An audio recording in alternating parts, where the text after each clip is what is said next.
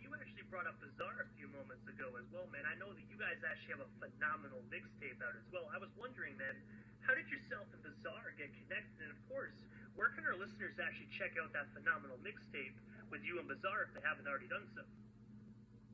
Thank you. I appreciate that. They can go on YouTube, DJ King David 313 Detroit Skills. Or you can just type in DJ King David Bizarre. It'll play a little faster. But I met Bizarre. I got familiar with him at the hip hop shop as far as seeing him on the mic and just seeing his presence. But I didn't really get to know Bizarre until right before the Mountain Climbers. I was working at Modern Tribe Studios with my man Juan Shannon, peace to Juan. He had a compilation called Detroit Hip Hop that had Proof on it, and had Dilla on it, and a few other groups. So I was like doing distribution locally for that record label and DJing for Wanda X.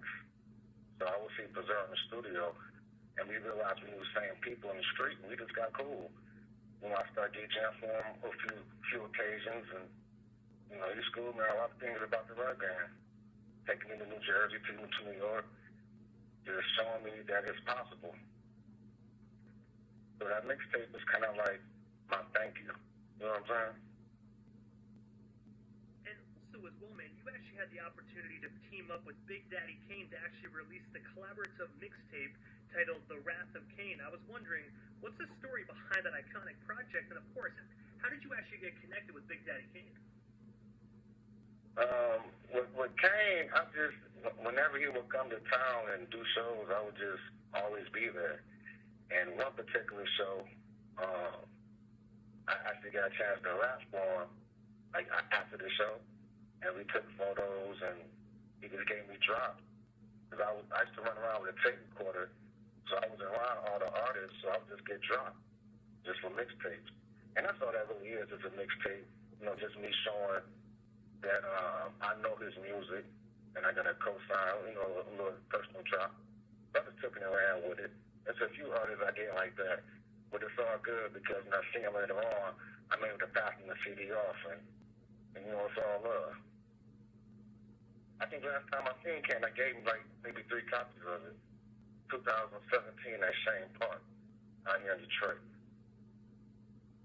And also as well, man, in 2012, you actually had the opportunity to actually do work on Lil Drugstore Street Certified record, man. I was wondering, you tell us a bit more about that, and of course, what was it like just being in the studio working with Lil Drug? Wow, you were doing your homework. Boy, salute to you. You know more about me than I do.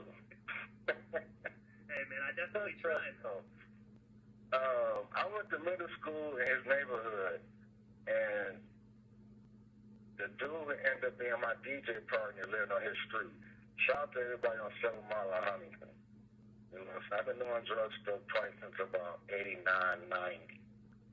And we used to just go to his crib and rap. And he was always rapping. Me and my boys were always DJing. So when we got older, we reconnected. And he's like, yo, you still be doing that DJ shit? I just knew you. I'm like, yeah, what's up? You still rapping? And it was simple as, you know, simple as that.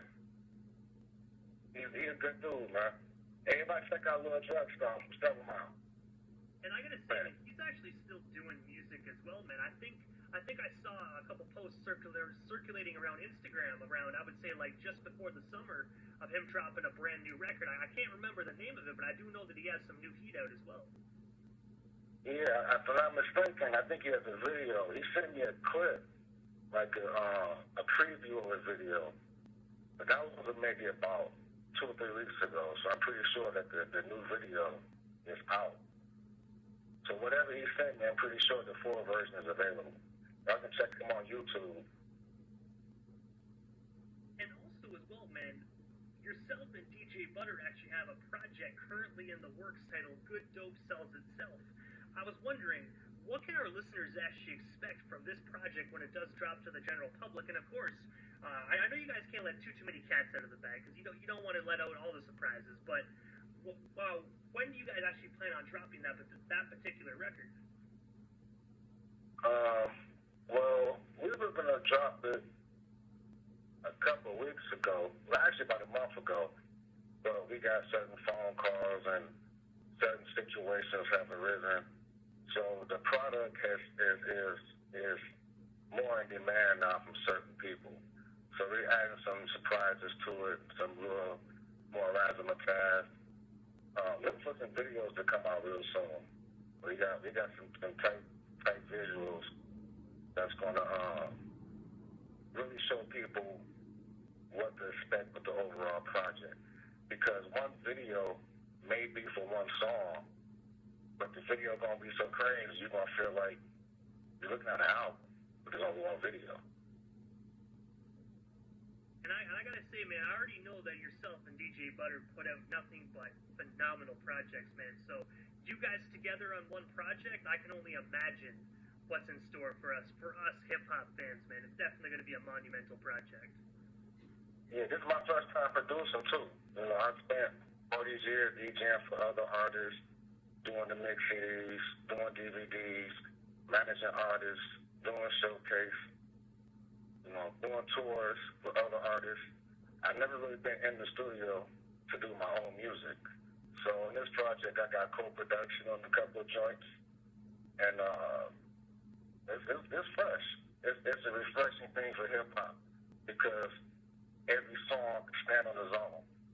It's not a bunch of songs that sound alike. It's not predictable. It's a movie. It's good dope. You know, so I ain't got no more talking. It's good dope, y'all. Be ready to buy it. And I have to ask, man, I know this might sound like a generic question, man, but obviously, you know what I mean, like as you said, you're a DJ, you know, you've putting out a lot of stuff throughout the years, as we just learned throughout this broadcast. But I have to ask, man, like, was it actually kind of difficult to actually jump into the production side of things, or did you just get in there and be like, you know what, it came natural to you? It was easy. It was easy because I started DJing like on my own, doing my own parties when I was like 17. And the music is just second nature. You know, I hear music in my ear right now. So it's just all about just sitting down and coming up with a basic idea and just building off of it. You know, it's good. And shout out to DJ Butter. He really put his foot down. The shit he came up with is fucking crazy. And also as well, man, I have to ask, what is next for yourself, DJ King David, man? Is there anything we missed during this interview? Anything else you still want to talk about or promote? Well, we still got you here live on the Canadian FM airwaves this evening. Oh, yeah, I just want to shout out to all the artists who I've DJed for over the years. Black Sheep, Brand Nubian, MC8, Keith Murray, my dog Cool Keith.